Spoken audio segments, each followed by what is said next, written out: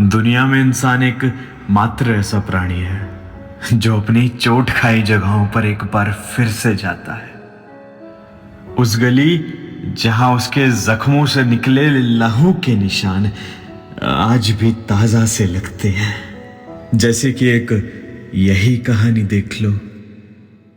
तो हफ्ते भर की लगातार घुटन के बाद मैंने उसे टेक्स्ट कर ही दिया। रात के तकरीबन 1 बजे थे। मुझे अंदाजा था कि वो जागी ही होगी, तो मैंने कांपते हुए हाथों के साथ उसे मैसेज किया, अवेक, जिस पर सिर्फ एक सिंगल टिक आया। और मैंने सोचा यार क्यों उसे परेशान किया, और बिना उसके देखे ही वो मैसेज डिलीट कर दिया। मैं फोन साइड करके लेटा ही था। फिर मैं देखता हूं कि मेरे फोन की घंटी अचानक से टिन से बजती है, जिसमें एक अनसेव्ड नंबर से मैसेज आता है। और मैसेज था कि डिलीट ही करना था, तो मैसेज लिखा ही क्यों। मैंने कहा कि यू वर नॉट अवेलेबल, तो चलो छोड़ो, जाने देते हैं, कर लेंगे हैंडल।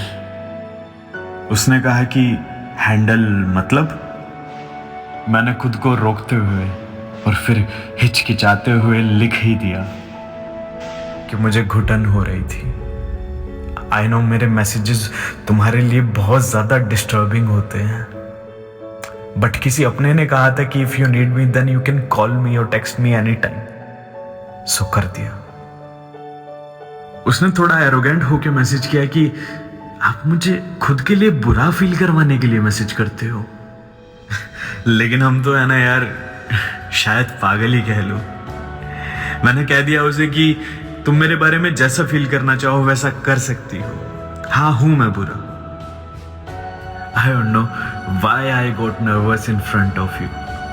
हमें अलग हुए एक अरसा हो गया, मानो जैसे कि अब वो एक सपना सा लगता है। तुम्हारे अकॉर्डिंग मुझे नहीं पता कि तुम्हारा ये रिश्ता कब तक चला, लेकिन जिस रिलेशन को मैं जानता हूं उसकी उम्र आज 6 साल हो चुकी है। तुम्हें शायद नहीं पता होगा, ठीक है मैं बताता हूं। तुम्हारे आने के पहले का 1 साल, क्योंकि मोहब्बत की शुरुआत शायद मैंने की थी। तुम्हारे साथ के 3 साल जो मैंने गुजारे, और तुम्हारे जाने के बाद और बहुत ज्यादा पेनफुल वाले 2 साल, हो गए ना 6 साल। और एक कमाल की बात बताऊं, इस रिलेशनशिप को चलाने के लिए मुझे तुम्हारी ही जरूरत नहीं पड़ी। आई डोंट नो हाउ, थोड़ा फिल्मी लगेगा अगर मैं ये कहूंगा कि तुम मुझ में कुछ ऐसे समाई हो कि जान जाए अगर जो जाओ तुम। वो मेरी सारी बातें सुनती गई और कुछ नहीं बोली। मैंने कहा कि डोंट बी स्पीचलेस, कुछ तो बोलो।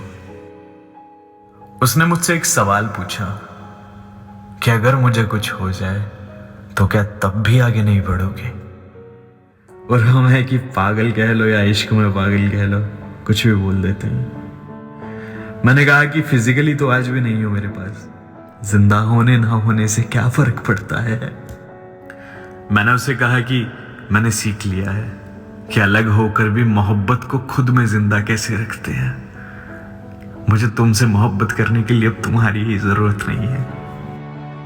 और हाँ, ये कहानी मेरे लिए किसी फेरी टेल से कम नहीं है, and you were the main character in it. तो कभी चाहकर भी खुद के मन में ये डाउट मत लेकर आना कि मैंने तुम्हें दुनिया में बदनाम किया हुआ है।